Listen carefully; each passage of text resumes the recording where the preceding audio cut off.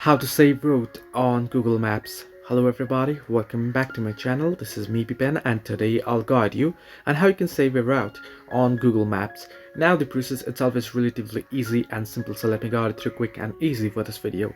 First things first, you can open up Google Maps, and now you want to choose your starting point and search for the destination as well.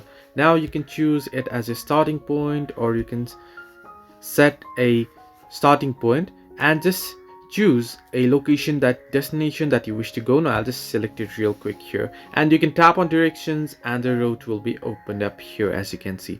Now in order to save the route, what you can do is you can simply either pin it, or you can simply tap on three dots option that you can see at the top right corner, and you'll get the option that you'll see add route to home screen. Simply tap on add route to home screen and touch and hold an icon, or tap add to add it to home screen. So you can simply tap on add and it'll get added to your home screen, and you can simply access it from the home screen. The route will be saved and it'll just open up, as you can see.